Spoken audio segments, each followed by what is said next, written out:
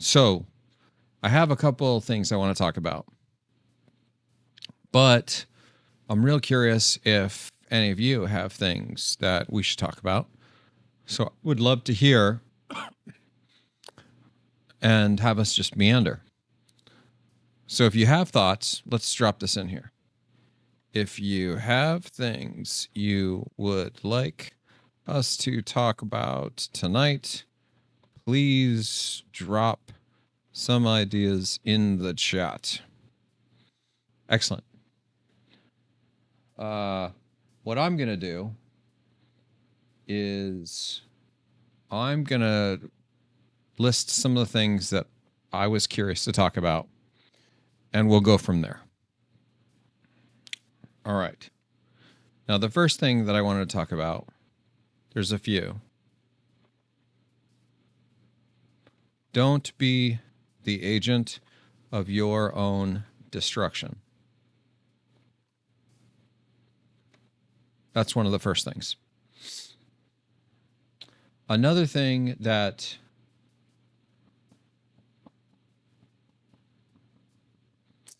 so I have a couple of things on my mind that I'm quite curious about, but I'm trying to figure out how I can breach these topics and keep things on the up and up so I don't out people, because I don't want to say anything negative about people, because this is a principle of mine. But I want to talk about some things that are going on that I'm not super thrilled about. So maybe I'll just list the second one as stop killing games. All right. Stop killing games. It's this movement. It's this stop killing games movement. And I like games. In particular, we're talking about video games, I think, here. Yep. And as someone who not only really likes video games, I've also created a video game that I've been running for 25 years. So I have a little bit to share about this. And my take may be controversial, but I mean, I don't think it is. But this is a topic that's going around on the intrawebs. And I've seen a few videos from some of the people that I like quite a bit. Asmongold, love you, brother. Tectone, Moist Critical, all these guys I'm a huge fan of. And the take that they have is, it's similar-ish to my take, which is, I think this thing that they're doing here is really meant to help gamers not lose access to their favorite games. And I love that. And I'm coming at it from both sides. So I'm coming at it from the side of, I've created a video game and I've run it for 25 years. I mean, it's just a small thing, but it's my game and I spend a lot of time on it. So I have that aspect to it. But I think I also, running that game, I think about the players. And part of the reason why I continue to run Nautica even today is that people still play it and they seem to enjoy it. So why would I take this away from them? I that feels a little bit maybe soulless, or maybe not in favor of the players who've dedicated a huge portion of their life or whatever to these games. So for example, in Nautica, It's Nautica is this online role-playing game I created. I would bring up the website, but the website is like perpetually down. It has something to do this. I'm a bad maintainer, so I haven't done a super great job. Sorry, I'm fiddling with the mic here, trying to. My perpetual problem with the mic is I'm trying to figure out how to have the mic close to me, but I can still use my hands, and I don't bump the mic, because when this arm comes up, I'll figure it out. By the year 2030, I'm gonna get this sorted. We're gonna try this. I'm gonna go up like this a little bit more. Maybe this gets us there. Okay, so here's the thing.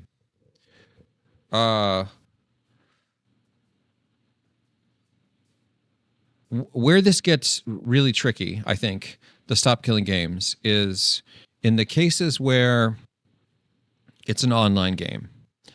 And for those games that you like download it and you do single player, I don't know that there's too much of a concern. I mean, maybe there is if you DRM it and then you like revoke licenses or something.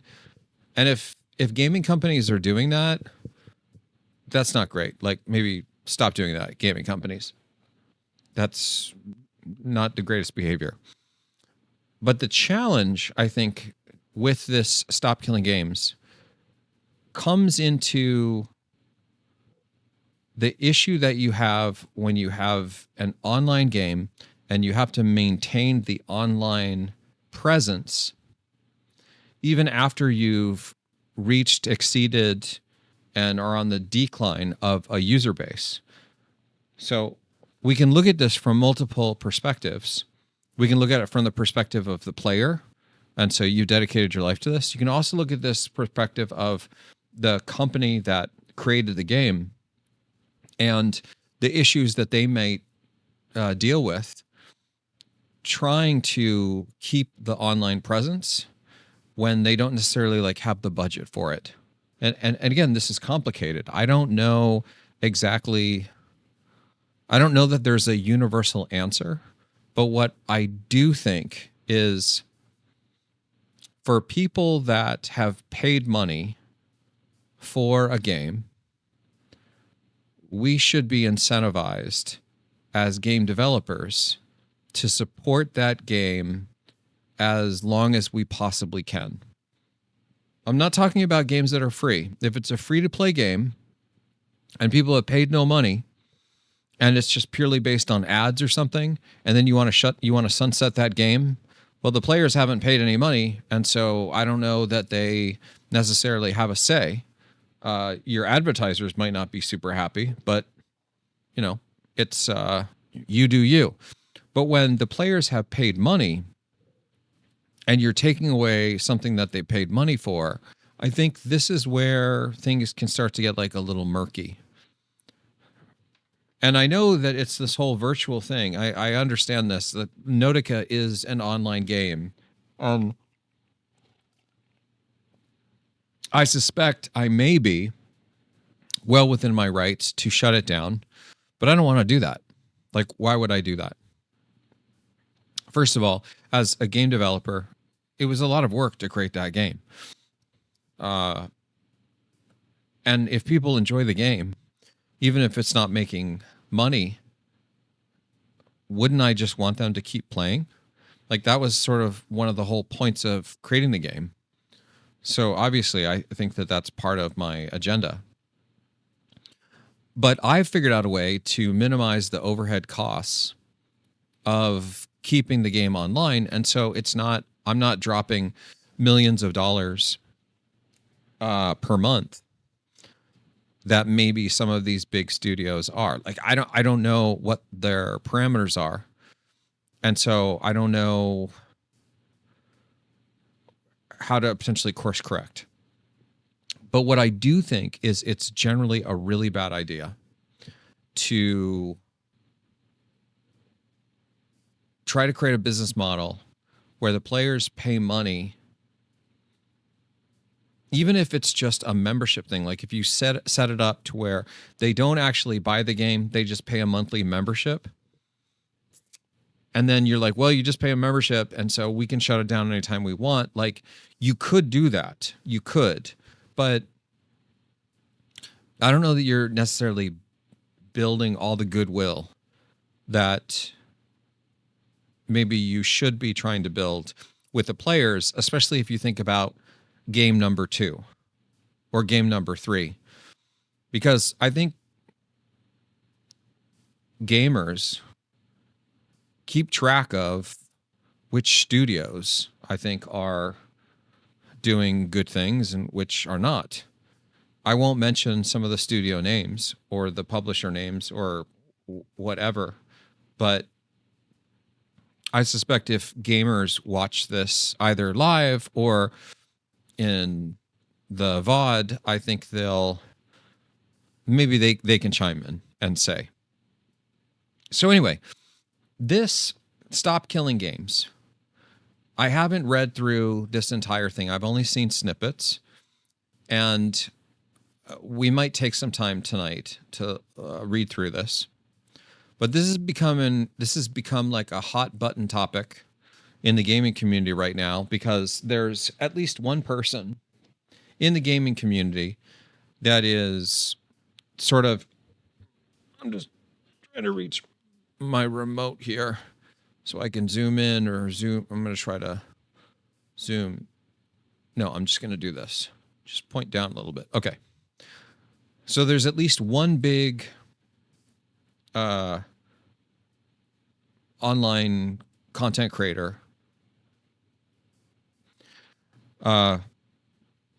internet voice, internet personality, this kind of thing, that has kind of taken issue with this. I'm not going to mention names because I'm not trying to throw anyone under the bus. I'll generally only try to focus principally on the names of the people that I'm given solid praise to. And I generally agree with Asmongold, Tectone, and Moist Critical on the views that they have on this, which is, this is inspired, I think, generally as a good thing, that for gamers that pay for games, they should be able to keep their goods. I think that makes sense. And maybe there's a way forward here. I don't actually know exactly what the way forward is, but just simply turning off a service, turning off the game because it's costing too much for your servers, whatever, after you've already built this player base and you have people that are like deeply committed to it, this doesn't feel like it's super fair for the consumers.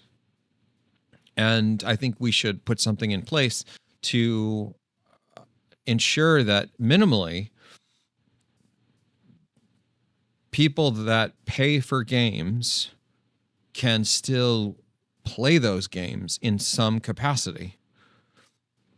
And I don't know exactly all the ramifications of this. This is potentially a complicated topic, but in some cases, I think it's not that hard. Like if it's a single player game and it has an online component, like let's take, for example, Path of Exile 2, which is a game that I like, and it's a game I played. All right, we'll bring up Steam for me, and we're talking about Path of Exile. What is this game? It looks like I played this for just an hour. I'll have to check this out. This looks like my kind of game. So Path of Exile, I haven't actually played this 600 hours. I wish I had or could have. I'm just super busy. But as I think many of you know, what I'll often do is I'll launch the game and then I'll pause, I'll put it on the side, and I'll come back. By the way, I try to do that with Cyberpunk, and I was doing it, and then it was like jacking with my computer, because with Cyberpunk also, I haven't played 410 hours, but when you pause it, it somehow doesn't throttle the CPU. So Cyberpunk developers, Cyberpunk folks, guys, if people are at the pause screen, can you please put in a frame limiter So it limits the frames, or it checks to see if it's a background process and then throttles down the CPU and GPU usage. I know you're super smart. I know you can do this. Almost every other game that I've ever played does this. I don't know why you're not doing it. And I would really like you to do it, because what I don't want to do, and maybe this is by design, I really hope it isn't. What I don't want to do is I'm in the middle of something, but then I've got to work to do. And then I have to shut the game down, and then I have to launch it, and then I have to go through your launcher, and your launcher wants me to create an account on your thing. It reminds me every 10 times or something, which, by the way, is also kind of annoying. Like, again, I'm really enjoying the game, but guys, I've said no 10 times that I don't want to create an account. By you continuing to ask me, it's more just sort of annoying. Like, just have proper etiquette. Or minimally have it set up to where it shows it and says, I don't want to do this. And then there can be a box that says, remember this. And so don't ask me again. It's not a super good look. It makes you guys look a little desperate. And you shouldn't be, because you're making great games. Like, your Witcher stuff I hear is pretty good. Cyberpunk is phenomenal. So just stop with the bottom of the barrel behavior. Behave more like world-class developers, which you guys clearly are, and stop trying to force us to have accounts for, I mean, look, I'll try to show you live. I think it takes some number of tries before it pops this up. Maybe we'll get lucky. Okay, so this time it's not showing me. Let's actually run this experiment. You may actually have to enter the game to trigger it, but let's just launch this and see if we can figure out how many times it takes for it to pop up. So what we're doing is we're waiting to get the screen that's going to ask us specifically for this, create an account, because it's going to, and notice that it's going to ask you to do the sign in. You can skip this and just go straight to the play. Sorry, my thing's blocking this. So you'll hopefully see it, the different screen, if we launch this enough times, because I think it's probably just a counter in the background, and that every 10th time, it might be date driven as well. I'm not sure, but we'll see if we can trigger it. And this is basically what I'm saying I would like them to just stop doing. What would be really great, actually, to add to this, I think Asmund talks about this, I would like to launch Steam and actually hit the play button and have it just play the game. That would actually be super great if I could do that. A lot of other games do that. I know that you're trying to circumvent the Steam ecosystem and all this stuff, and you've got your own stuff because now you can sell your games and not have to pay the Steam overhead and all this other mumbo jumbo. But like, it really feels like it's sort of like focusing on the minutia and not focusing enough on the higher order bits. Like, you're getting distracted, I think, by the small amount of table scraps, and you're not focusing on the fact that you just got yourself like $1,000 steak. Just focus on the steak. Don't focus about like all the sides aren't exactly perfect. And the steak is that you guys created this brilliant game and people love it, and so that should be sufficient. Like, I don't know if Elden Ring is doing this. Path of Exile, I don't know. Maybe they are. I can't remember. But I know Blizzard is doing this, and I think part of the reason why I have leaned away from playing Blizzard games, I used to be a huge Diablo fan, and I think that Blizzard kind of, you know, I'll probably always love Blizzard in some capacity. I'll have a special place in my heart for them, but I think they kind of self-sabotaged. And that goes back to this point here, is this whole don't be the agent of your own destruction, which is sort of an interesting topic, I think, in the sense that it doesn't take much. And oftentimes, I think we sort of know when we're being the agent of our own destruction. And we know because there's something in us that's saying, you shouldn't do this. This is not great behavior.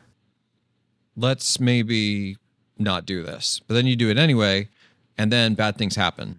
And you kind of knew that bad things were going to happen, but you thought maybe I can get away with this, and you didn't get away with it, and now, yeah.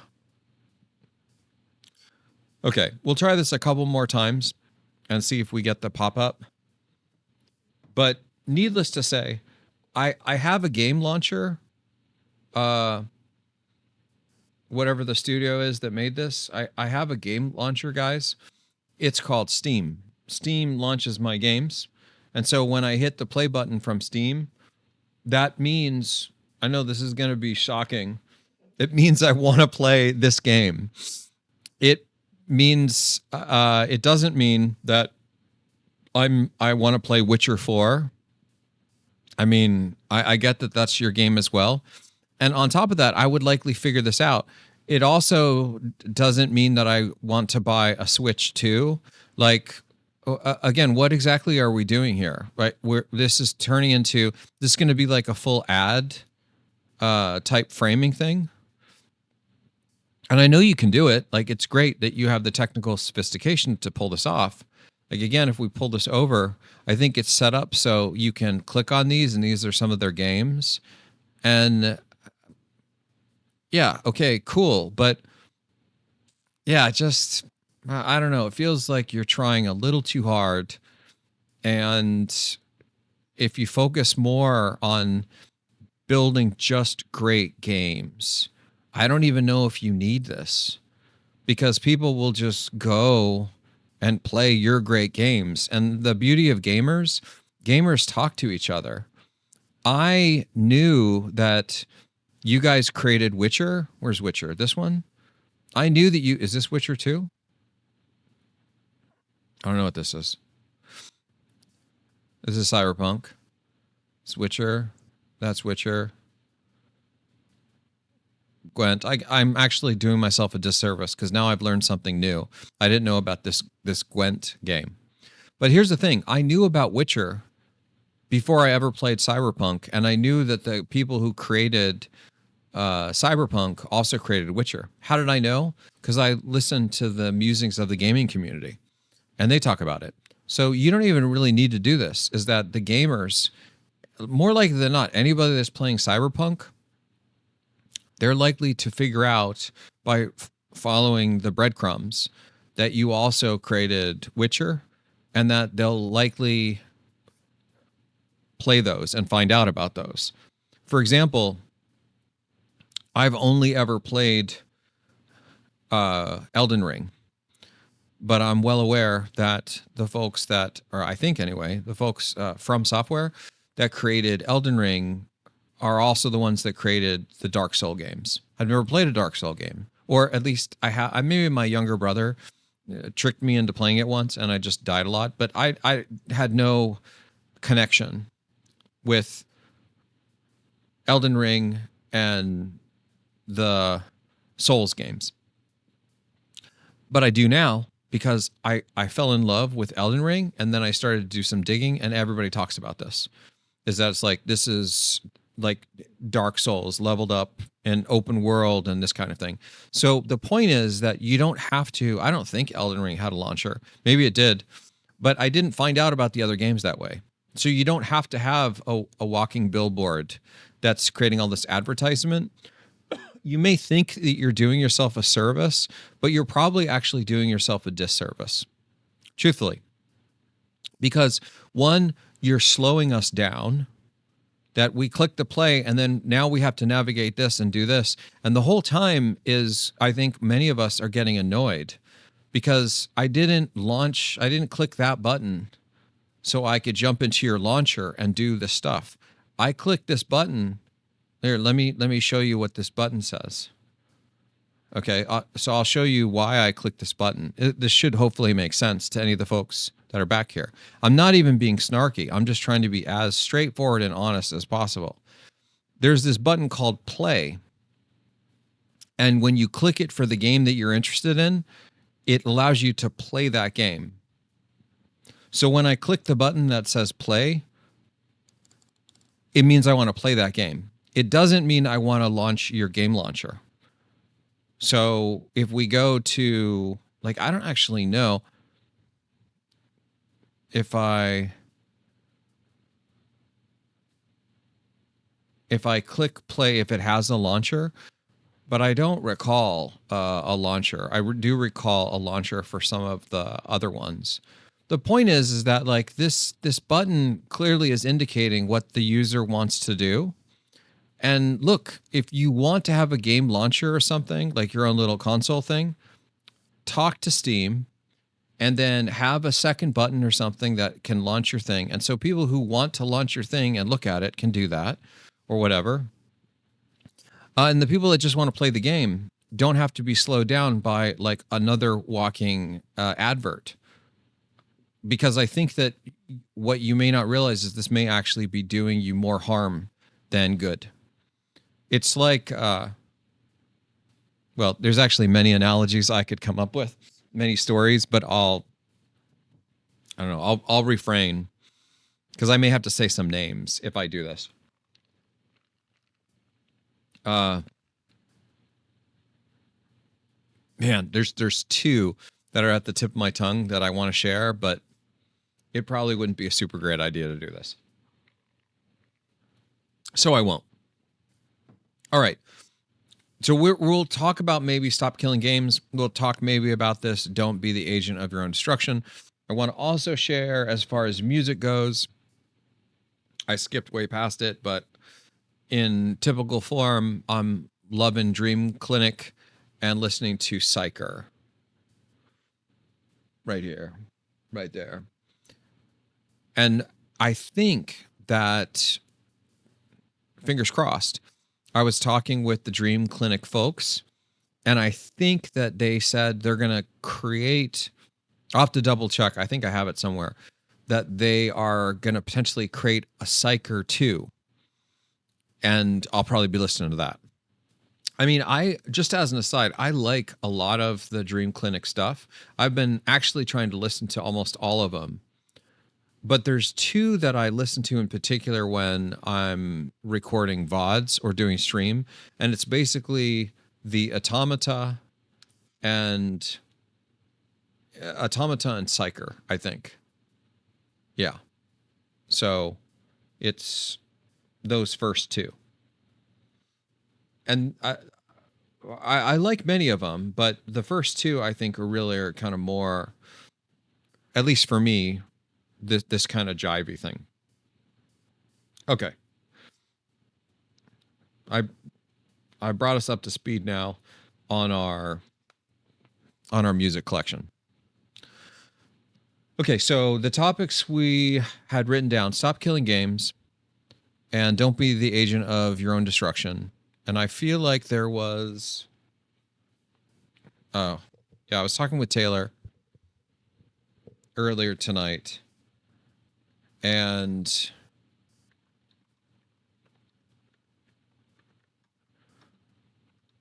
this came up, this whole prompt engineering.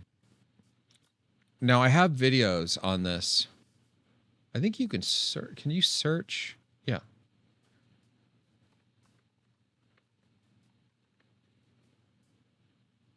Okay. So here, for those of you that are just listening, that aren't watching this, in the search on Goju Tech Talk, I have a few videos on prompt engineering. First one, prompt engineering, nah, just more hype. But is prompt engineering actually engineering? Is the second one. I guess it's only two, but then there's a few more that popped up that I think also talk about prompt engineering. In a nutshell, if I can explain this maybe the fastest that I possibly can, let's actually have Google fact check me. What is engineering? All right, let's see what Google says, and let's try to compare and contrast this with the universe of prompt engineering. All right, what Google says engineering is this. It is the application of scientific and mathematical principles to design, build, and maintain structures, machines, processes, and systems. It involves problem solving, innovation, and practical application of knowledge to create solutions that benefit society. Engineers use their understanding of science and mathematics to develop new technologies, improve existing ones, and solve real-world challenges. And then it explains some more of this stuff. Notice, if you will, two key important properties of engineering are that it is the application of scientific and mathematical principles. I pretty much agree with this. The way that I describe it is that engineering is the process of applying knowledge that we have a priori, that we've learned through scientific experimentation and logical reasoning, that will give us predictable outcomes that we are going to rely on to build things. The predictable outcome part is super important. This is what makes it engineering and not astrology or tarot card readings. Okay? Those things are less predictable. And if you like those things, that's cool. I like those things too. But I don't want those things. I don't want tarot cards and astrology to be the foundations of a bridge between the West Coast Peninsula and the East Coast Peninsula in Northern California. I think that would not be super great because I don't think that bridge is going to stand. I think it's going to be imaginary, and lots of people are not going to survive driving on that bridge. For bridges or other things related to engineering, like airplanes and computers and all this stuff, I would like to have them be based off of science that is far more deterministic, it is reliable, and that we can trust. So then when we get a result, we can rely on that result, at least for the most part. It becomes a nines problem. Like it's 99 point how many nines reliable. For the most part, airplanes are very reliable. I realized recently there's been a tragic accident with a plane going down. My heart goes out to all the people that were involved in that, either on the plane or the families. It's heartbreaking when these things happen, and we need to do a better job trying to make these airplanes and other modes of transportation safer. And that is going to go to engineering. It's going to do more with us getting things more reliable, right? Now, is creating a prompt for a machine learning system, a large language model, the application of scientific and mathematical principles? It is not. And the reason why it is not, and I don't mean to sound like I'm the knower of all things, I just mean that based on this definition, which I think is a pretty good definition, the reason why prompt engineering is not this is that it is not the application of scientific or mathematical principles. That's not what writing a prompt is for a language model. Writing a prompt for a language model is putting in a whole bunch of written prose in a variety of ways and hoping, crossing your fingers, that you'll get a specific outcome. That's what it is. It doesn't really go much further than that. And the reason for this is manyfold. First, that language models are stochastic machines. So even if you had a perfect prompt, because the language model is stochastic in nature, there's no guarantee that prompt that you give it is going to give you a deterministic answer. But that's what you need with engineering. With engineering, you need things that are reliable, right? That like chemical engineering is a really good one. Imagine if you had two chemicals that you're going to work with, and once in a while, when you combine them, things just blew up. Do you think people would fiddle around with those chemicals? I mean, the likelihood, I think, is pretty slim. It might happen, but it's probably going to be less safe. The beauty, though, about chemical engineering is that the chemicals have very reliable properties when they're combined.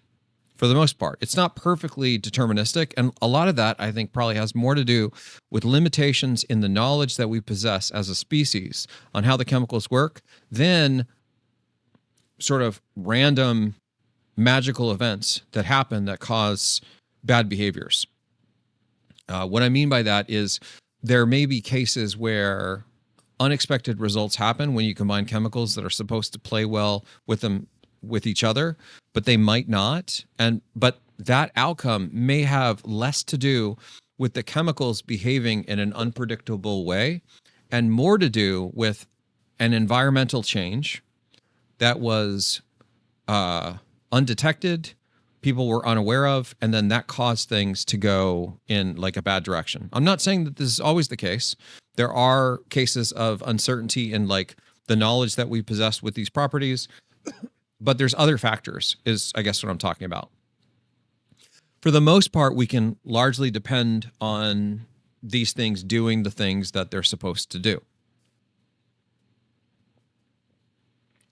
Like, for example, if I have some code, let's use software engineering, since software engineering is, I think, a really good vehicle for this. We'll just look at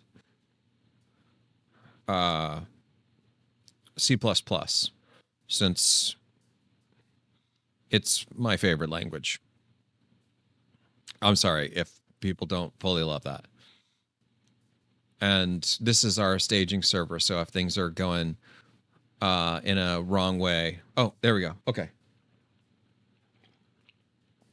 Now let me show you what I mean about engineering and what engineering kind of looks like and why you want it to be deterministic and why this is engineering and what you're doing with prompts is not engineering. Okay. This is engineering because this if statement, if right is false, it cannot enter this control expression. It cannot ever go this way. It must obey this. It can never go inside of this. I don't know, this probably sounds like it's a broken record, but I'm trying to be super clear, is that the laws of the universe say that only when right is true are you allowed to go in here. That means that only when right is not true, it will go in here. Now imagine, if you will, that you're running this program and then just one out of every, let's say, million times, it decides, I'm going to go in here when right's false. No big deal. I'm just going to do it once out of every 10 million tries. Like, largely, it's doing the right thing. What could happen in that one case? What does that happen? What does that result in with the user experience? What about the developers? How do developers debug this? How do they make this stop happening? So you get the user report that there's this bug and it went in here and you're looking at this code saying, well, the code looks right. And you're like, I don't think there's a bug here. And then you say, oh, that's right. It's stochastic though. Shoot. That's right. We used a stochastic system. And so once in a while, right could be false and go in here. Well, Bob, I guess we got to deal with that. That's what you have.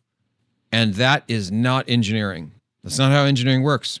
Engineering works based off of scientific and mathematical principles that are going to give us deterministic or largely deterministic behavior. I say largely because there's some cases where variables are outside of our control. Like, for example, if this has some kind of weird memory overwrite that right comes in, where is right?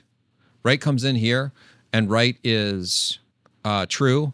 And then somehow one of these operations flips right to right is false. Now this code will still do the right thing, but if you looked at the value of right here, you would see, oh, it's true. So it's going to go in here and you put a breakpoint and then it doesn't go in here and you're like, wait, what happened? Well, it turns out this FD set, this file descriptor set, actually overwrote into this right because somebody mismanaged the size or something of this FD. Okay. Now, that could happen, but notice that that doesn't change the fact that this has to be correctly checked. What I'm talking about with these stochastic systems is that you can have this check and it can say, yes, right must be true here. And then it can be like, but this time we're going to let it fly. So right is false. And it's like, go ahead in anyway. What the heck? That's not going to work as far as foundation of engineering. That's why prompt engineering is not engineering. It's something else. I'm not sure exactly what it is, but it's not engineering. And I think that people are doing themselves a big disservice by calling it engineering. But check this out. We're going to go down this rabbit hole a little bit more, hopefully until I'll just keep fighting this battle. I think I was telling Taylor on the phone tonight, I'll probably fight this battle until either people stop calling it prompt engineering, which will probably happen at some point, or I die. One of those two things. And I've gone down this path before. There used to be this thing called software 2.0, and thankfully we stopped using this term. And instead, we started using this term machine programming. And we wouldn't use software 2.0 because it just was sort of nonsensical. And at the time, people were like, well, this is crazy. This is an interesting fight to draw a line in the sand on. And I was like, well, it has to do more with the fact that software 2.0, one, doesn't make logical sense to me. There's no universe where I see all software being written all from a bunch of numbers that can't be reasoned about logically. And on top of that, it's using systems that are stochastic, and I don't know how that can give us reliable software. And then the third piece is that who says we're just at version 2.0? What about the 70 years of work that people have done in computer science and with software prior to this? Does that all not count? It's just like, it's whether its intention is or not, it's really a dubious thing to say because of sort of the arrogance around it. It's very arrogant to suppose that a neural network or neural networks will replace all software code, and then all the software we had prior to neural networks is 1.0, and everything moving forward that's neural networks is 2.0. Keep in mind, I teach neural networks at the universities, so I love neural nets. I'm a huge fan of neural nets, but they're not a panacea. So I would die on that hill, and I literally was dying on that hill. And thankfully, we stopped using this term, mostly because I think people came to their senses and they're like, oh, yeah, that makes a lot of sense. This is actually a really bad term. Similar thing with prompt engineering. It's not engineering, guys. Stop calling it engineering. You're making yourself look bad, and you're hurting your reputation. Let me explain why.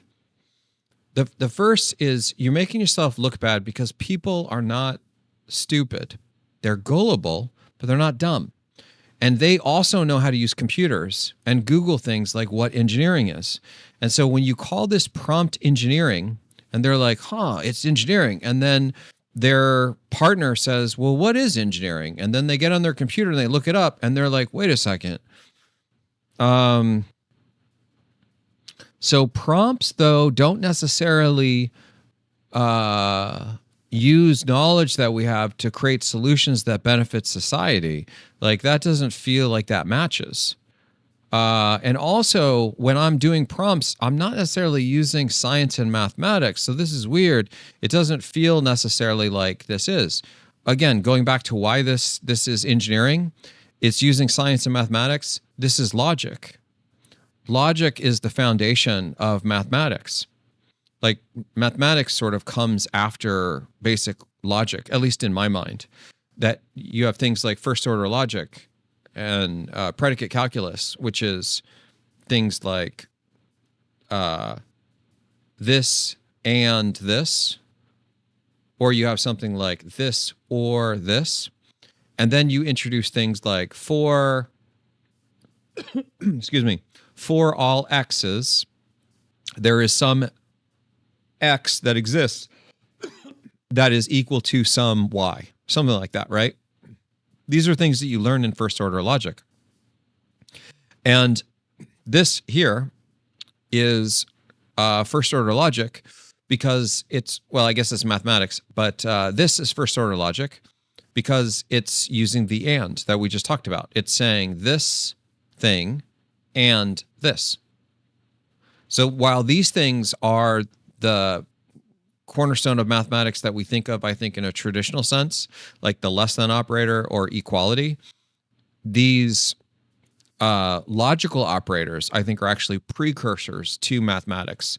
For some reason, we like learn these things later, like at the collegiate level. I don't know why that is, especially given that we do learn what and or are in grade school and like before high school. But again, a part that's going to make this even stranger is, and this is maybe just in the United States, but what we often learn in school prior to collegiate learning of first order logic is this notion that when we use the word and, we mean the logical and. So go to the grocery store, get bread and milk. Yes, that is what and means here. But interestingly enough, when we get into the or operator, I suspect I'll find an or operator in here somewhere. I don't think I'd have to look too far. Here's the or operator. We generally mean exclusive or, not inclusive or. This is inclusive or, not exclusive or. And the reason why is that what we mean when we generally say or in normal things is this or that. Well, dear, you can have popcorn or you can have ice cream. Which do you want? What we mean in first order logic with inclusive or is either can be true or both can be true. You can have the popcorn and the ice cream. The exclusive or is the or that we use in normal conversation. It's one or the other, not both. So do you want the popcorn or the ice cream? You can only have one. And that actually is why we call it exclusive or. It's you can have one or you can have the other, but you cannot have both. It's exclusive to each one of these. An inclusive or is basically saying that, no, it's inclusive. So either of these at the same time is fine. You can have both. So in code, when we say or, what we actually mean, and this maybe is something that maybe you haven't learned in school. I don't know if many people talk about this, is people will learn or and then they'll learn exclusive or. What we really mean here is inclusive or. And then when you think about it like this, there's two ors. There's the inclusive or, which is that guy. And then there's exclusive or, which is a different guy. And so when we say or, in the traditional sense of these operators, there's the silent inclusive. Excuse me, my throat's, I guess I've been talking too much today. So I find this at least slightly amusing in that we don't say inclusive or, we just say or. It kind of makes sense. But I think when people learn exclusive or, they get confused or at least a lot of people that I've taught exclusive OR, they get confused. They're like, oh, XOR, it's XOR, so it's or it's XOR. And then many people don't know the X stands for exclusive. And so again, this is going back to the whole mastering the basics. If you just master the basics, a lot of this stuff just illuminates itself. So when you understand XOR, the X stands for exclusive. And then you think, what does exclusive mean? Exclusive means one or the other. So like a mutex, like a lock, is a mutual exclusion. They cannot be both active at the same time. It's mutually exclusive, meaning only one of these things can do this at a time. Mutex. So XOR is the exclusive OR, and so they can't both be at the same thing. So it's the same principle. Mutex, the exclusive part, exclusive OR, exclusive part. Same principle. Same principle. And now, when you think about XOR, it's probably like, oh, right. Yeah, it's just the exclusive part. And then when you think about normal OR, there's the silent inclusive part. And so hopefully this has made your life a little bit better. Is that now you can look at code in maybe a slightly different, more deeply nuanced way and start to ask yourself really interesting questions like, what about and?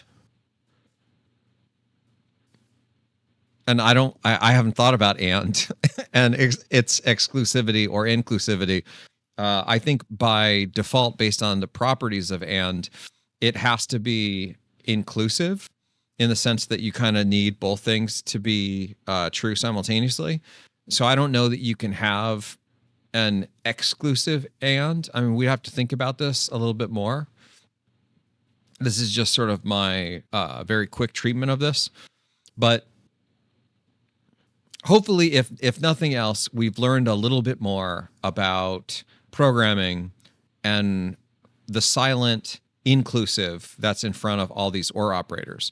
So given all this, our discussion about what engineering is, and it's based on the principles of science and math, and now we go back to this thing about prompt engineering.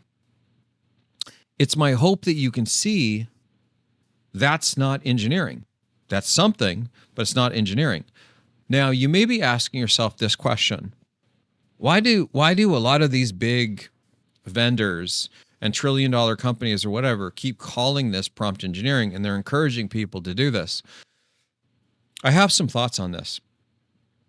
And I don't want to promote this idea of thinking people are bad actors.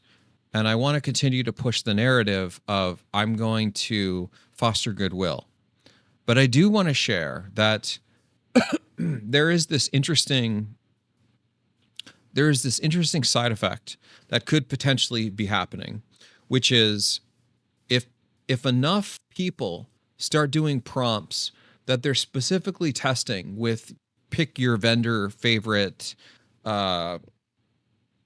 your favorite vendor's company. So we'll say Google, Microsoft. I'm not even going to list this one that I'm not a super fan of. Anthropic, Amazon, Meta, so on and so forth. If you notice that there's one, sorry, IBM, my bad.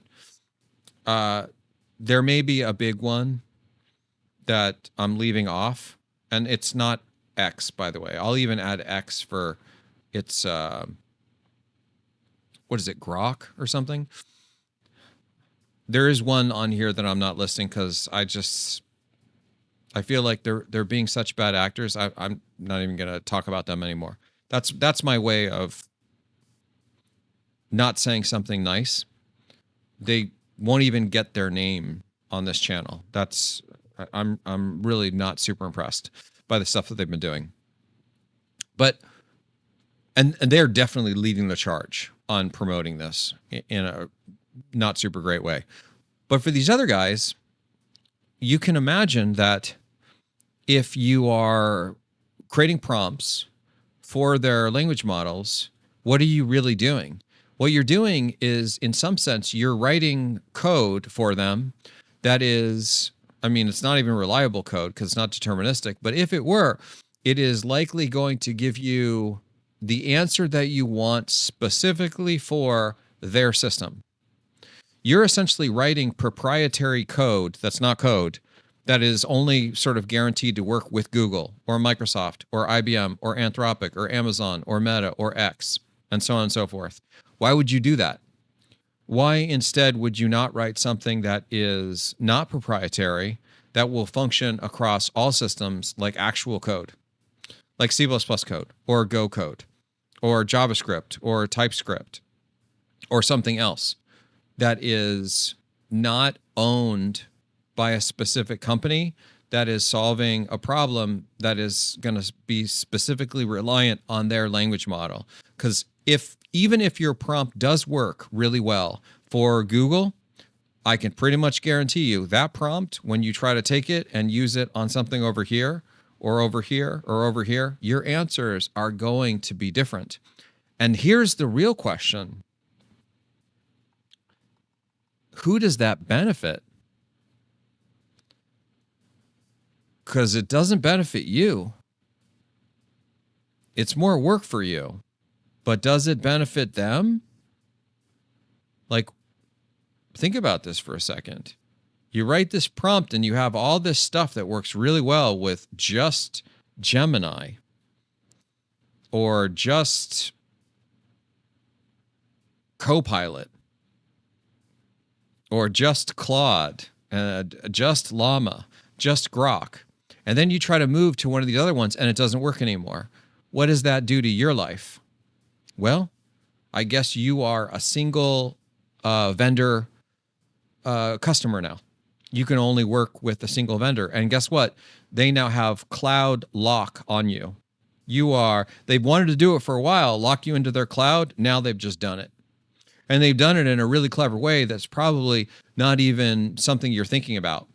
You just signed your life away to where now they are your perpetual cloud vendor. I don't think that's good. I don't think you want to do that. I'm fighting for you here. I think you want to be able to use any of these systems, and you should build solutions that will work with any of those systems. And it's not by interfacing directly with them using their prompt, whatever.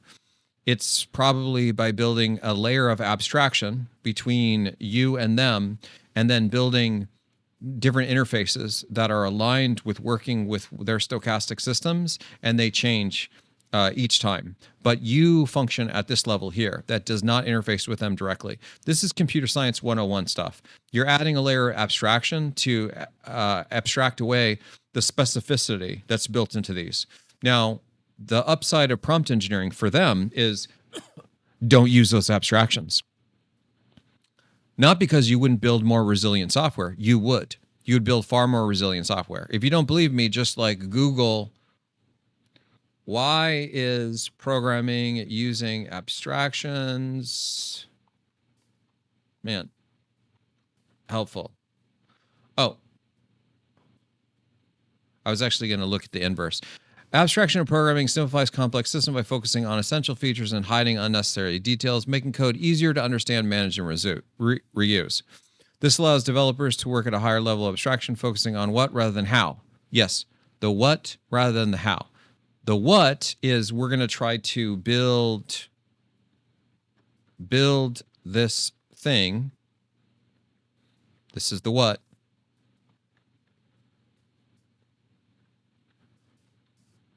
This is the how. Let them figure that out. You focus on this. And so you're going to function at this level, not at this level. And then that's going to give you a solution that's potentially portable. This is also why you generally don't program directly at the operating system level, because you don't want to be bound specifically to any OS. You want it to work on Windows, on Linux, on Unix, on macOS, on all this stuff, on Android, on iOS. So you program at a higher order abstraction. For example, Mentor runs in your browser. Why? is portable. It's portable. It can run on all these different places. As long as you have a browser, that's all that it really cares about. This is sort of not an accident, right? So do the same thing. Don't buy into the propaganda, which is programmed directly against our model, because the more I think about it, the more like at first I just thought people were confused. Again, I'm going to still try to foster goodwill as much as possible. For a while, I thought people were just confused. I was like, why do you guys keep calling this engineering? It's not. It's prompt something. And then they just kept doing it. And now I'm starting to think that I'm the one that's clueless, that they knew this whole time that it's not engineering, but by selling it like engineering, that somehow this is like some magical thing. Like, look, I'm a prompt engineer. I do all this stuff. Really, it's giving them a vehicle that is allowing them to present this as like fostering goodwill. Oh yeah, you got to be a prompt engineer, and they can all rally around it. And really what it's doing is it's binding you to their specific APIs, their specific cloud, which is a big, I mean, do you notice something that's kind of in common here with these guys? Google makes a huge amount of money on their cloud. So does Microsoft. I think IBM, not as much. Anthropic, that's pretty much their entire income. AWS, Meta has got some plans for this. I'm fairly certain. We don't generally know, I think, the n-dimensional chess that Zuck is playing at all times, but he's playing it. I can pretty much guarantee you. And then similar thing is happening over in Elon Musk land. So the takeaway here, not engineering. It's prompt something. And when you do this directly at the language model level, likely the only one that benefits are these guys, not you. So maybe don't do that. Okay, I'm going to try to do something that I've never done before, which is I don't want to stop the stream, but I really need a short break, bio break, and Uber Eats dropped off the dog food that I need to go grab. And the dog's starving. So minimally, I need to go pick that stuff up. So I'm going to step off stream, but I'm going to keep this going. And I'll leave a comment here saying, stepping away for just 2 minutes. I'll be right back. Please stick around and make comments in the chat. Smiley face. All right. I'm going to go do that. Now's be a good time to get a drink break, popcorn break, but I want to talk more specifically about this one, and then maybe we'll talk about this.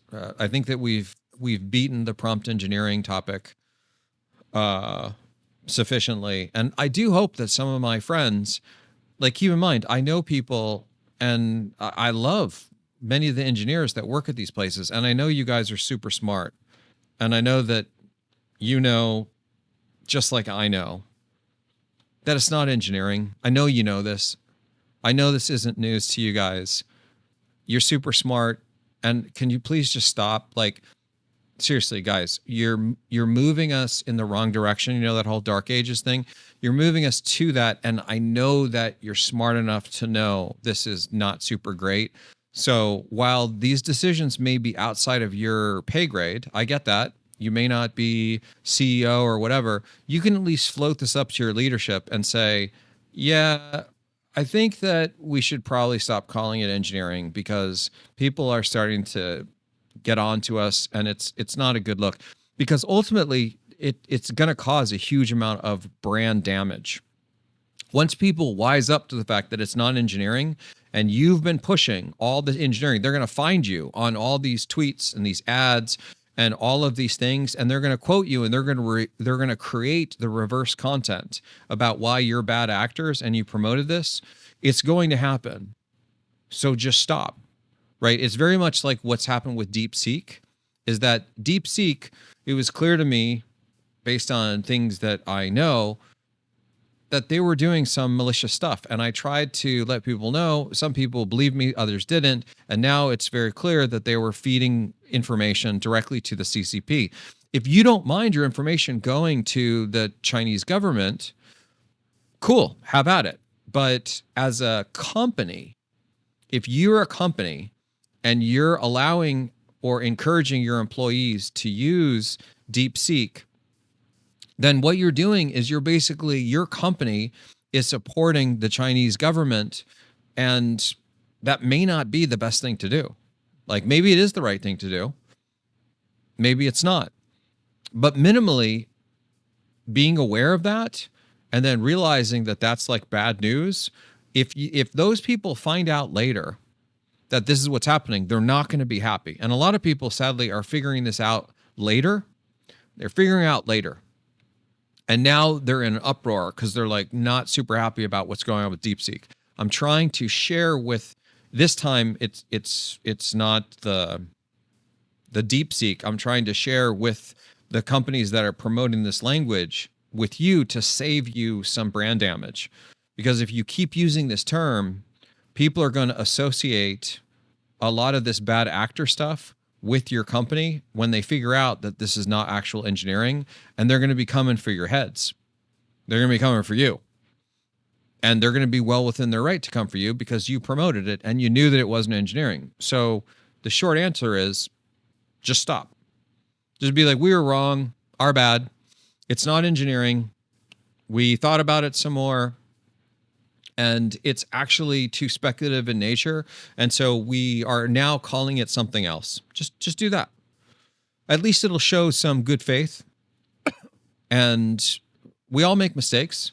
So let's foster goodwill. Let's assume that it was a mistake, that it was an oversight that you guys missed. And so now you have the opportunity to course correct.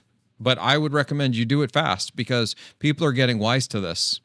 And if you continue to let this float around, yeah, you're eventually gonna get to the point to where your name, I'm not gonna show your name even on my channel.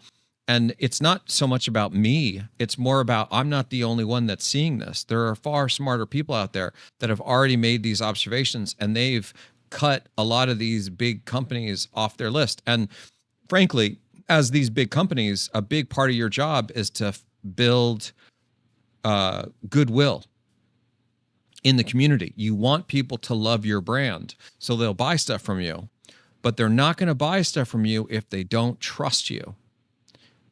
And the fastest way to lose trust is to lie to people. Don't lie to them. Just be like, hey, we kind of screwed this up, and our bad. I'm sorry. We're going to stop using this. So just do that.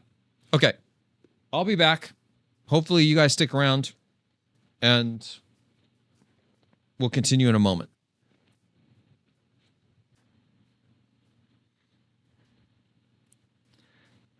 Jelly bean. What is this? This is the Debian apt code on mentor staging. Okay. If that is the code, yeah, I agree. It's kind of interesting in that this is a little backstory. Hold on one second. Let me readjust my seat here.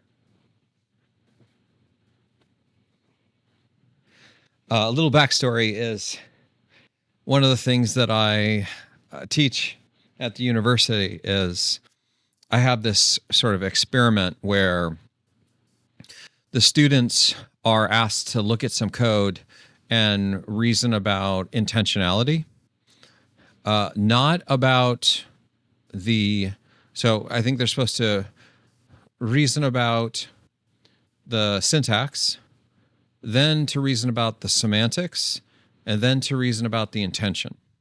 So the syntax is basically all the stuff that we see directly here, and you can say, this is an STD, a stood set that takes ints and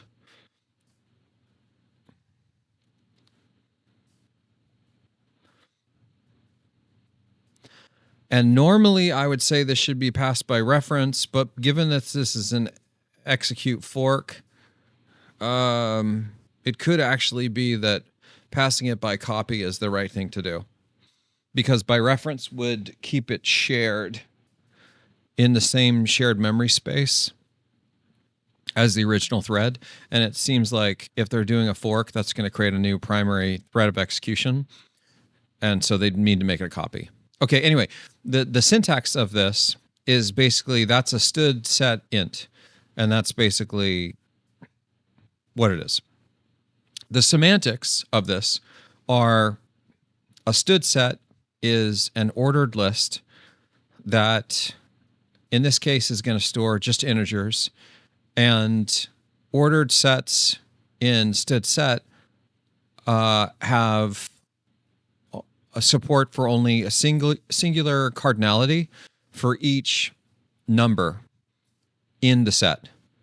If you wanted more than one cardinality, a non-singular cardinality, you'd make it a multi-set, I think, something like that. So this is a semantics explanation. So we talked about the syntax first. Now we talk about the semantics, and the semantics are explaining the what. Like, what is it actually doing kind of thing. We could also explain the how, like how it does this, but the next piece is about the intention. So syntax, semantics, intention. And the intention is usually the part that's like, you got to read the tea leaves a little bit, depending on the environment you're in. And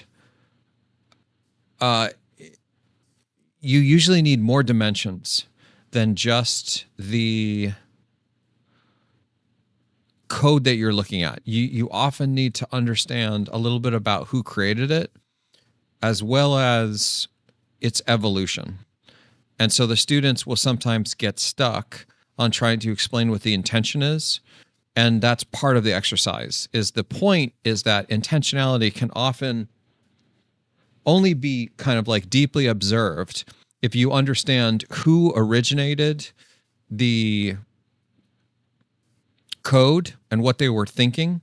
So you're doing meta reasoning. This is I'm doing my typical meandering. This wasn't on the list, but what the heck? Let's just drop it in here. So this is syntax, semantics, and intention. Code reasoning. CS329M. And the point that I'm trying to make in this is that most of the students at this, because this is grad level, mostly master's and doctorate, so they'll understand the syntax part. They'll have worked a little bit with semantics, but they likely haven't thought about intentionality much at all. And the point is to help them see that intentionality usually requires two things. It requires meta reasoning, or it requires temporal analysis, or time dilation. One of those two things. And I don't feel like having a 5-hour oration on this, but the high-level landscape of this is that when you look at things on code related to time dilation, so time essentially moving forward or backwards, much in a much more controlled way than just like it happening. That's what time dilation essentially means. You can speed it up or slow it down. And so time dilation is useful for reasoning about code over time, because you don't want to wait 24 hours to see the code change. You just want to be like, move forward to the next thing, right? That's why it's called time dilation. You're just like speeding it up slowly. Just think about like Netflix. You're speeding it up, and then you're pausing it, and then you're going like frame by frame. That's all time dilation. It's just like a fancy phrase to capture a really important concept. That concept is really important because what happens when you look at things, especially code, over time dilation, they start to give you hints about what the intentionality is of the system, because you can start to do this. You can start to do meta reasoning on the thing or the person that's writing the code. So if we were to look at this through a time dilation lens, we might start to see this code evolve and pieces get added, pieces get removed, and that would give us insight not into just the semantics, not just what it's doing, but what they meant for the code to do, that it's doing correctly or it's doing incorrectly. And truthfully, I think this is the future of software. This is one of the things that I'm most interested in, is how to automatically learn intentionality in code, so then the AI systems, or in my case, the machine programming systems, that then can start to reason about this and either automatically correct the code or potentially automatically fill in the gaps of like features or things that are missing from the initial intentionality, if that's what the programmer wants. So, yeah,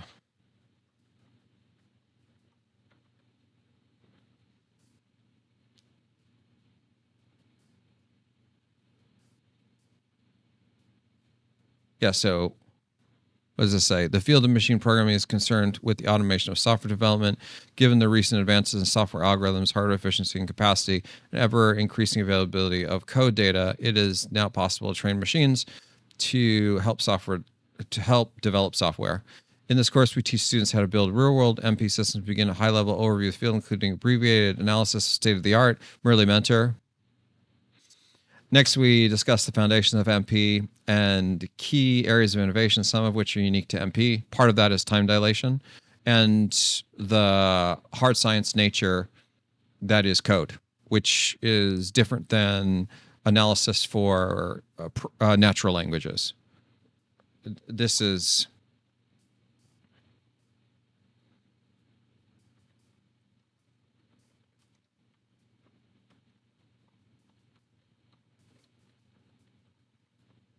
This is something that you'd learn if you took my course.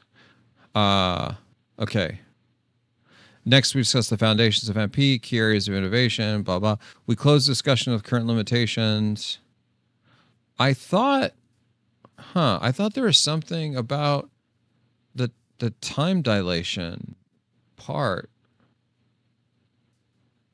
in here. Well, I know I hint at it or something. I talk about it somewhere in here. Oh. There we go. There it is. Okay. Fourth dimension, temporal code and developer reasoning. Yeah. Okay. This is where I talk about it. And then I also talk... there's something about meta reasoning, but...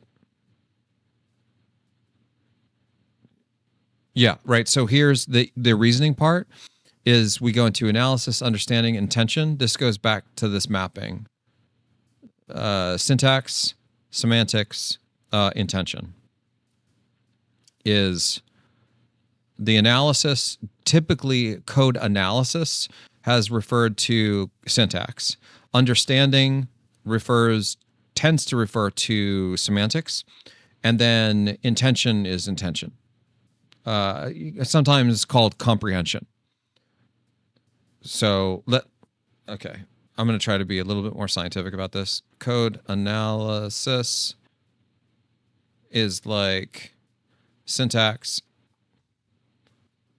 Code understanding is sort of like semantics. This is like high level.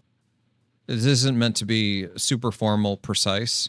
So if you're trying to create a formal definition in your head based on this, don't do that. And this is code comprehension, sometimes related to called intention. This is the one that we're still defining. So this one's pretty formally and crisply defined. When we talk about code analysis, we're almost always talking about syntactic reasoning. Then when we talk about code understanding, we often are talking about semantics. And this is the one that's like emerging. So this is sort of bleeding edge computer science and artificial intelligence and machine programming. This is the part where we're not totally clear. Like, I don't know if these are exactly the right words, but if you look at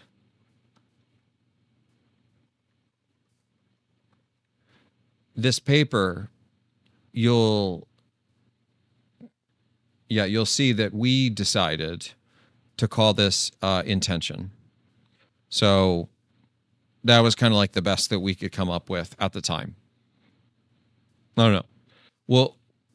We'll find out over time, I think, if we got this right or if we didn't. And the truth is, I care less about that being right or wrong, but I definitely want us to figure that out sooner so then we can fix it if it needs to be fixed.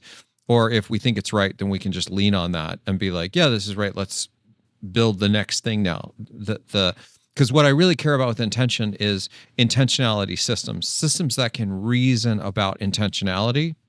So then they can start to automate aspects of systems that don't properly capture the intention.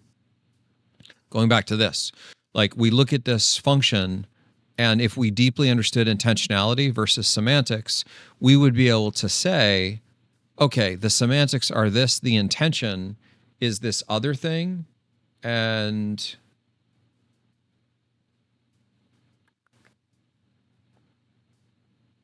no, not that one.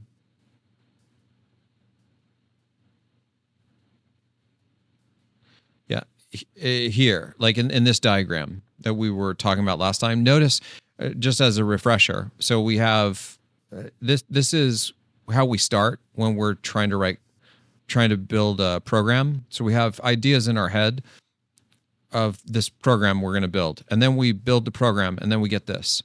We've got the algorithms, data structures, the system implementation. This is all code. But then notice there's still this intention that's not covered. That's the disconnect that I'm talking about. I'm talking about the cases where we still have these clouds don't cover what we want. What we really want is we want clouds that are going to do this, that perfectly capture and cover our intention. They don't miss it. They don't miss pieces, because any missed piece is essentially parts where we tried to build something and we did build something and it did something, but it's not exactly what we were trying to build. Does that make sense? Hopefully that makes sense. At this point, this is usually where I'll ask the students to share their thoughts, and then they'll say, no, it doesn't make any sense. And then I'll explain it some more. Or they'll say, yeah, this makes sense. And then anyone that's confused, I'll have them turn to their buddy and be like, have your buddy explain it. I don't know. Okay. So we can talk about all of this stuff later in more detail. I want to go back now to this: don't be the agent of your own destruction. And maybe this will be my marker of about an hour and 30 minutes into our stream. Maybe I'll create multiple VODs or something. So I'm intentionally putting in a silence gap so I have a good cut point. Okay, I have it now. Now I want to talk a little bit about not being the agent of your own destruction. So if you checked out mentally because you're like, all this coding stuff I don't really care about, I want to hear life advice, you should tune back in, because this is going to be more about life advice. And I wanted to share this with all of you because a lot of the reason why I talk about some of these things is that I've made these mistakes myself, right? Like we've talked about how, was it like this? Is it this lecture? I'm trying to find the one where I have the general life advice. I think it's this one. I accidentally closed some. Okay, right. So we've got some general life advice.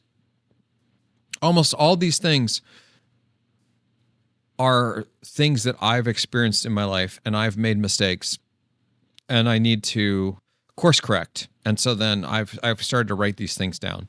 And then many of you know this kind of got inspired by my research lab. And then I started teaching at the university, and now I talk about it on GTT. By the way, I'm going to revise these slides and make new slides that are just this. I just haven't had time to do that. Okay, that's not true. I have had time to do this. There's just been other things that are higher priority, and that's why I haven't done it. Okay, now, interestingly enough, this agent of your own destruction is not on this list, but it's going to be on this list now. Because I've seen this too many times now. And it's interesting because, like, I think that I have been falling victim to this at least a little bit in my life. But it's something that, at least for me, I haven't had to struggle with too much. Because I don't think so. Which is probably the reason why I didn't write this down. Like, fostering goodwill was really hard for me. I really had to stop being snarky and cynical and sarcastic. And it just, I really needed it to be written down and to think about this quite a bit, which is why it's written down.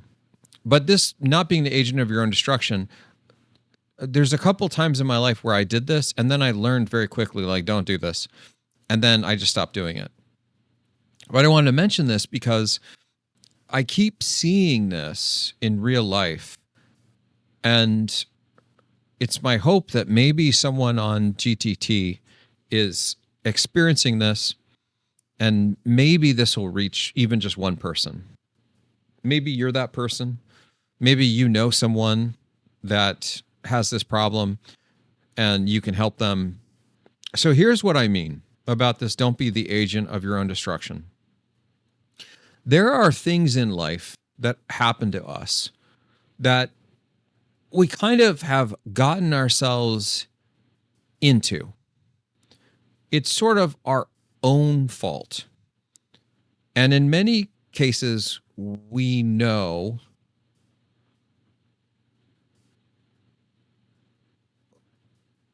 sorry, I got distracted by rereading Jelly Bean's comment. In many cases, when we get into these hard situations, we know that we're doing the wrong thing, that we've kind of messed up. Now, those of us who are wise, I think we acknowledge this and we say, yeah, I messed up. I'm going to learn my lesson and not do that again, right? So I started roughhousing with the dog, and I was doing that with the dog, and it was getting rough with me. And then I put my face right next to the dog, and then the dog bit me on the face. Who's to blame here? Is the dog to blame, or are you to blame? I think you're to blame. You know, my view is I've seen people do this. I know real stories of this happening in real life, and then people blaming the dog, and it's like, what? Like, but like you, why was your face right next to the dog's mouth and you're roughhousing it? Like it feels like you were the architect of your own demise. So this is what I'm talking about. Now, it can be way worse than just getting bitten by a dog. This can be like career ending. This can destroy everything if you don't pay attention and you're not careful. So you'll hear a lot about these executives in big tech that end up being on the wrong side of like the Me Too movement, that they've done some really just not great things. And I think that's another great example is here you have people that potentially have dedicated their lives in probably a mostly upright fashion. I'm speculating. Again, I'm fostering goodwill. So I'm just going to pretend that they're doing good things up to that point. Maybe I'm wrong. That's, you know, that's entirely possible. But I'm going to pretend like they're good citizens. But then they end up doing one thing or a few things, and it destroys everything. So they end up doing bad things with the intern, or they send photos they shouldn't be sending, or this kind of thing. They're asking for stuff they shouldn't be asking for. And then their whole career, their whole life is cooked. And they have really no one to blame but themselves. Is that what happens, I think, in many of these cases, is people, they get this like complacency. they forget that, like, I've built this much. I've worked this hard to create this space that I'm in, and it's incredible. And instead, they get pulled into this impulsiveness. They're overwhelmed by the moment, and then they make a really, really bad decision. And all it takes is just one. Now, some people will be the agents of their own destruction, but it'll be micro steps. They won't do something super salacious like the Me Too movement, where it's like, wow, you did this super bad thing. It will be progressive. It will be little things that they will chip away at their own future simply by, like, not caring enough, not trying hard enough. Like, here's one, I think, very good example. In this list, I think there's something about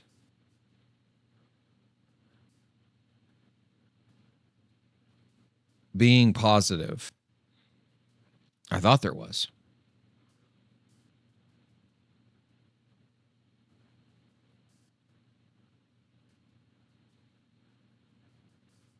Okay, maybe not.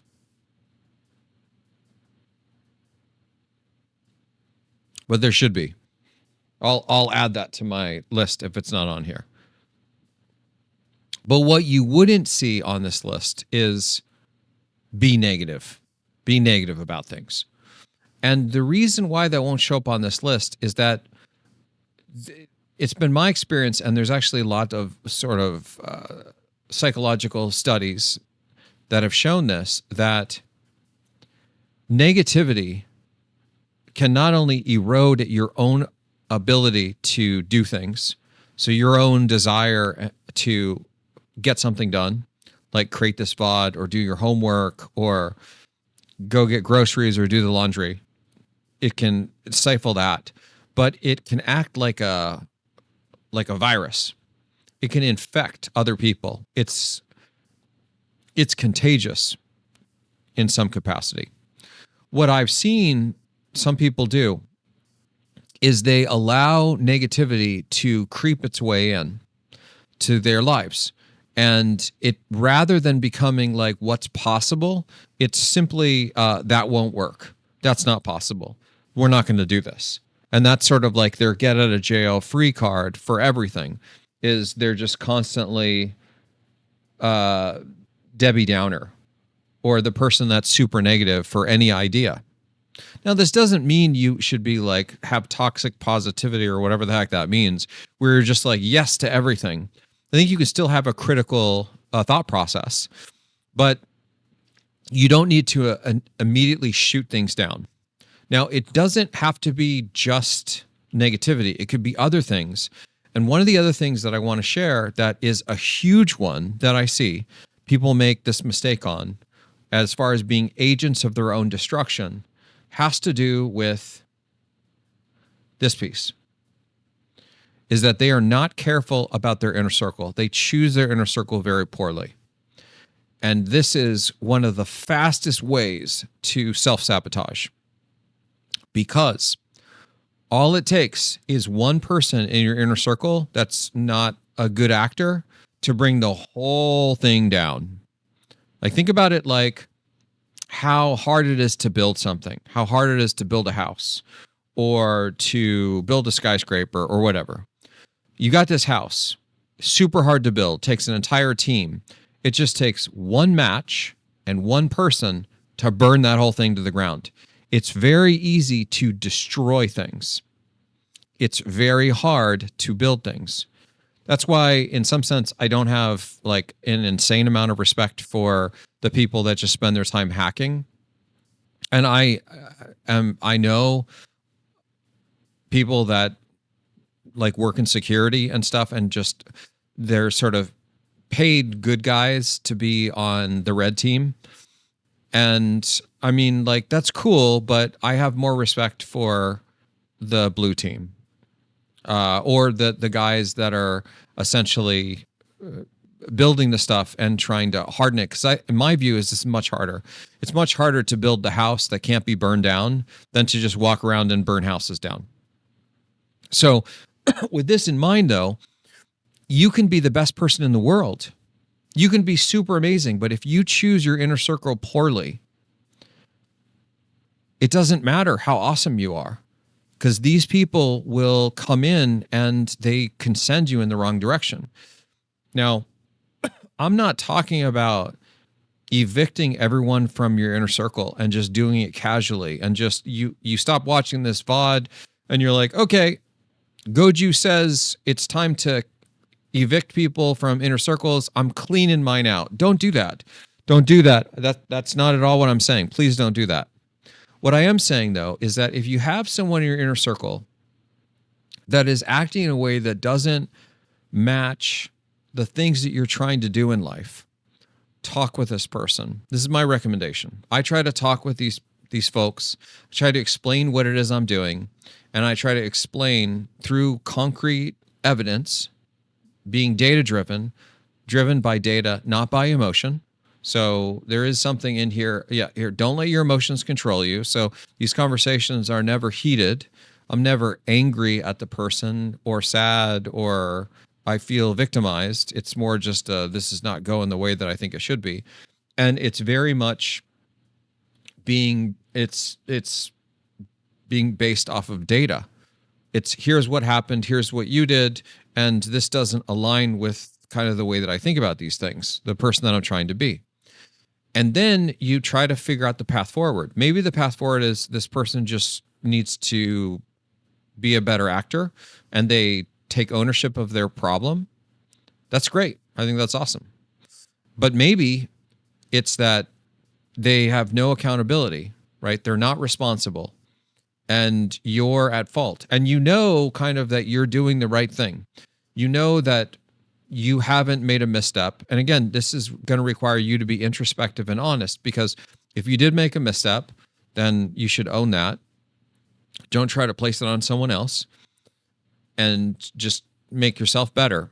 Don't use this as an opportunity to, I think, belittle and pass the buck to someone else. But in the case where you have people that are like not doing what they're supposed to be doing, and you have evidence of this, I think this could be very, very useful to talk to people about, because I think it can help them grow. On top of that, if it turns out that this is intentional or the person won't own it, and you see this enough times, my view is that I don't know what enough times is. It's going to be different for everybody, I think, in some capacity. But I think that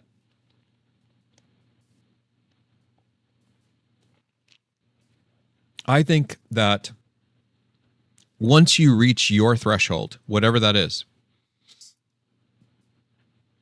and you realize that this is enough, then you should remove that person from your inner circle. And this is super important, because if you don't, this is my strong conviction, you could be sending yourself down this path of becoming the agent of your own destruction. And it's one of those degrees of separation things that we talked about, right? It's one of those things where you are here and you can see out here that this is your inner circle and this person is doing this, and it's going to come back and affect you. If you believe that this person is so far out that you're not going to be affected, I think that there's a good chance you're probably wrong if that person is in your inner circle, because out here it's doing all kinds of things. It's talking to other people, it's planning, it's doing stuff that's going to come and have this rebound effect to hit you. So even if you're doing all the right stuff, this is an autonomous agent that is acting on its own free will, or like what we believe. And if you believe this person is acting in bad faith based on the things they're doing with you, how are they not acting in bad faith with things that are not related to you? Like it's related to the people that you know, your friends, maybe people that are not your friends. Like there's and again, I'm not trying to speculate and paint people as a bad person. I'm simply following this logic of when people show you who they are and you have enough evidence. It's not, for me personally, it's usually there are at least probably, let's just say 5 cases. So let's do it like this. Let's say I have a student at the university that takes my course. And they miss the deadline for one homework assignment. Not a big deal. I generally don't allow late homework, but if it's a one-time thing, I'll probably forgive them and be like, okay, I'll let it slide this one time, but don't let it happen again. Then it happens a second time. And by all means, there's generally going to be good excuses. So now we have 2. By the time it gets to 5, if it gets to 5, I have enough data of the same type of offense that this is not an accident anymore. It's a habit. Not an accident. It's a habit. And people that have bad habits are not people that I generally keep in my inner circle. Again, I'm not trying to be self-righteous here, so I apologize if it comes off that way. What I found the hard way is that when you have people that have bad habits, no matter how much we love those people, if those people are deeply inside of our inner circle, the problem is they rub off on us. They rub off on you. And now that bad habit, that was just their bad habit, is now your bad habit. It's yours. You have it too. I mean, one of the saddest stories that I ever hear about is you'll have some really amazing person that's got an incredible future ahead of them. And then you hear that they have like overdosed on drugs. And you're like, I don't understand. This person like didn't even do drugs. And you were right. They don't do drugs. By the way, I'm not saying don't do drugs. I'm just, let me walk down this path with me for a moment. Then what you find out is that this person got a partner. And the partner that they connected with is someone that is a heavy drug user. And they're using some really advanced things, like stuff that you're not getting at the Circle K or the 7-Eleven, right? Or off of Amazon, or even like the gray web. Like this is full dark web kind of stuff. And they're like leaning in on it. And then they bring their partner in just to dabble. But they have a built-in tolerance to all these things. But their partner doesn't. So they don't get the dosage right. And then your friend does this thing one time and they're cooked. And it's game over. And that's why you didn't know about it, because they don't have an addiction to drugs. They just were following this because that was their partner, and their partner convinced them to do this. And then they ended up not surviving, or potentially worse, they're now lifelong addicts. And this may sound super derived. This may sound super contrived, that this doesn't happen in real life, Goju. It does, though. This happens in real life all the time. I have seen this in my own life, not me personally. I have friends that have ended up dating people that have done this, and they've gone in really bad directions to where we don't even need to go where they've gone. It's not a super great place. So now you can take this concept of inner circle. You can take this concept of doing really bad things, and you can take this in all these other directions. It can be your own ego.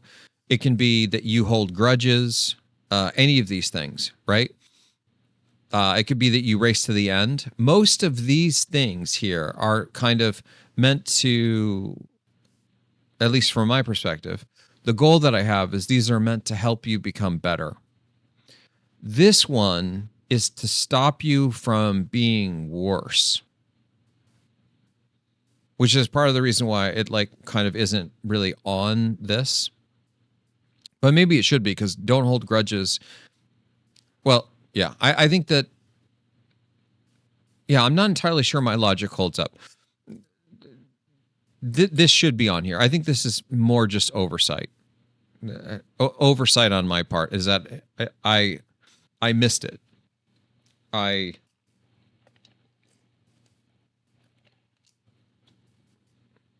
should have had it on the list, and it'll go on the list. Well, basically anything that you see here could be an agent of your own destruction. It could be that you hold grudges and you know you shouldn't. And then you eventually hold grudges with someone else that hold grudges. And then you guys have in this super grudge match, and then it destroys both of you. Don't be the agent of your own destruction. It could be that you don't foster goodwill, but you know you should. And instead you think really bad things about people. And then you go down this path and you make assumptions and you try to like burn somebody, but it turns out that they were actually doing the right thing. And then you're the bad guy. And now you've destroyed yourself, right? Could be the inner circle. Any one of these, I think, could be the agent of your destruction. And so my request to all of you, or my guidance to all of you, is, generally speaking, as I was mentioning before, we often know when we're doing the wrong thing. You know that, like, well, I should have been here at 8 for work and I got in at 9, not a big deal. And then somehow it becomes a habit, and then 9 becomes 10. And the next thing you know, you're rolling into work at 11 a.m. every day, and you think everything's fine, and you're doing this in perpetuity. And then one day your manager shows up and it's like, you're fired. And you're like, wait, why? It's like, well, Bob, you've been showing up at 11 every day, and we've been tracking all this. We were just hoping that you would get your act together, and you didn't. And so now you're gone. These types of things also happen. Now, in an ideal world, your manager would tell you, but look, you knew you should have showed up at 8. That was the whole beginning of the story. But then you felt like you kind of were getting away with it, and then you weren't. Same thing applies, is that any time that you are feeling maybe like you got away with something, more likely than not, you didn't get away with it. Somebody was noticing. Or minimally, you know, as my brother likes to say, even if no one else knows, I know. I agree with this. And Paul, if you're watching, I still don't think it's cheating if you turn Madden off after you lose the Super Bowl so you can try again. But I get that you might think that it's cheating, and so that's fine. But I'm going to do that till forever, and I do that with Baldur's Gate. I do that with Cyberpunk. I do that with Elden Ring. Yeah, I'm doing it all the time. So, and I'm actually not even embarrassed by it. I think the majority of the world does this. You might be in the small minority, but I love you for it. I love the fact that you're so ethical that, like, you won't even, you'll spend the whole month getting to the Super Bowl or whatever in Madden just so you can lose on one try and then do it all over again. I'm of the mind, speaking of the agent of your own destruction, I'm of the mind that I would rather just have multiple attempts at the Super Bowl. And if it takes me 7 attempts and I win, then the new goal would be to see if I could beat it in 6 attempts. So I get more practice at the Super Bowl level, and I get used to that feeling. And so, but that being said, I love the fact that you're so in tune with sort of what you think is right and wrong, and that you won't do the wrong thing. This is what I'm talking about, is like in the dark recesses of our mind, oftentimes I think we know when we're doing something that's not super great. We know, like for example, I didn't always pick up the dog poop when I'd walk the dog. I didn't. I'm just being honest. When I was like in my 20s, maybe even my 30s, there'd be time, especially like when I was in Colorado and it was super cold, and I was like, well, it's just going to melt into here. And, you know, then I'm going to have to try to scoop. Like, I was like, no, I'm not going to do it. Now I try to do it, even if it's at 3 a.m. Now, again, I'm not going to, as I've said before, I'm going to tell it to you straight. I don't carry the bag with me all the way home. I maybe I need to level up some more, but I do. I just did it tonight when I was walking the dog while I was talking to Taylor. He went to the bathroom. I picked it up. I put it in the bag. I tied off the bag. I dropped it in the yard.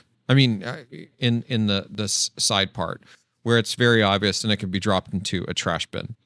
Yes, I'm potentially a bad person because I didn't carry it all the way home, but I do think that the person who lives there, because it gets done at my house too, this is my justification, is that when the poop bags are out in front of my house, I just throw them in the trash, in my trash, which is what people I suspect can do as well. And the reason why I do this is sometimes I go on these many mile walks, like I did tonight. It's probably 3 or 4 miles, and he goes to the bathroom at half a mile. And then if I remember on the way home to grab it, I will grab it. But sometimes I forget. I'm not perfect. Okay. I'm just trying to be authentic and real. I do put it in a bag, but I don't always throw it away. There's more work to do, but it's better than it used to be. It used to be that I just wouldn't even pick it up.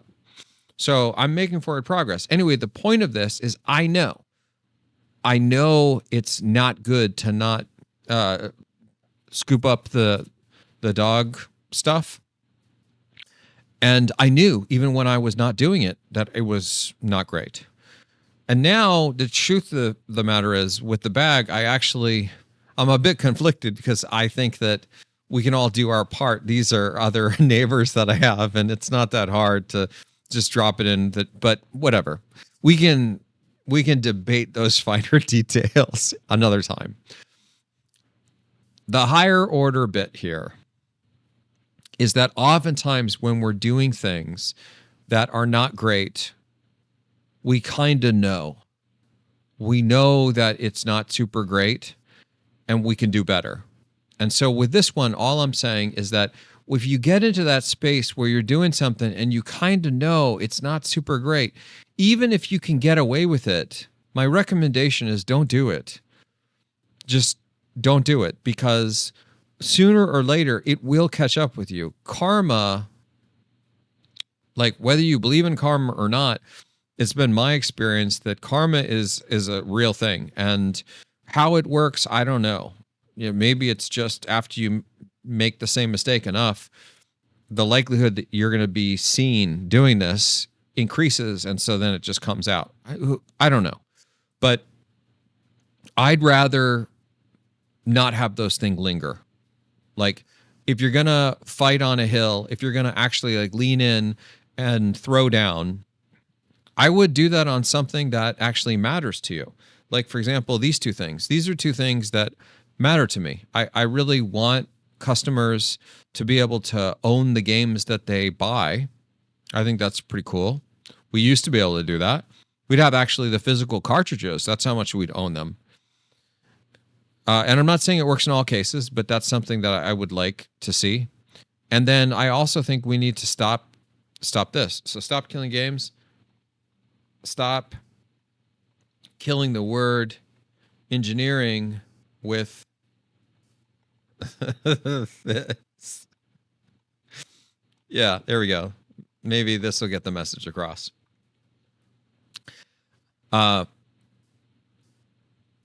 So I completely lost my train of thought. I have no idea why I was explaining these things, but I think we've come full circle, at least with this stream. We're about 2 hours. I wanted to do a late Friday night, at least my time, stream so we could all wind down a little bit. I feel like I've winded myself down. I'm going to find the dog in a moment. Let's see if I can get the dog to come in here. Merle. See if we can get a short cameo at the end of the stream. But I hope all of you have a fantastic weekend. I want to do some more VODs and streams this weekend to talk about some more stuff. I feel like there's a couple things with Mentor that I want to talk about, specifically like new features that the team has been building out. Yeah, there's some pretty cool stuff. Like, let me see if this, I'm really picking on Debian. Yeah, there's this new red dot. And the red dot is basically stuff these are new issues that have been introduced into the source since the last time inference were run. So this, I think, is super cool to help people prioritize the new issues, and it categorizes them all together. So you can see, you can view the priority, Like we could just look at critical and high, and you can see the red dot showing up at different intervals based on a number of different parameters. This looks like it's what is the ordering here? Ordering here. Yeah, here's my speculation of the ordering here. The ordering here is based off of the score that's happening in the background, which is mostly invisible to the user. So these are categorized as high and critical, but yes, right. Okay, here we go. Score 994. My speculation is that red dot one is going to have a score that's less than 994. I'm wrong. Okay, I'm wrong. What? Okay, yeah, I guess I don't know why it's sorting it. Okay, I'll have to ask the team. There's probably some magical reason why these are sorted the way they're sorted. Wait, this is 1,029, 1,035. Yeah, I don't know. Oh, right. I know that you could sort them alphabetically now. I think that's something. You can sort them alphabetically. I think that's also cool. But something else must be going on here, because they're not even sorted by the numbers, right? So we have the priority here. And so I thought it was sorting it by the score. This is 1,029, but you can see here, this one's 1,033. So this should be more at the top. And then I was thinking it was sorted by the ID, but you can see the ID is not monotonically increasing. It's like going both up and down. So it starts at 6, peaks at 158, and then is descending. So I'm not sure. Yeah, and it's not the age either, because this is 20 years, this is 6 months, this goes to 4 months, and then it goes back to 3 years, 9 years. So yeah, there's something magical that's going on here that I don't understand. But anyway, I want to show off some awesome new mentor stuff, mostly just because I'm happy about it. But we'll discuss that next time, or in one of the podcasts or VODs this weekend.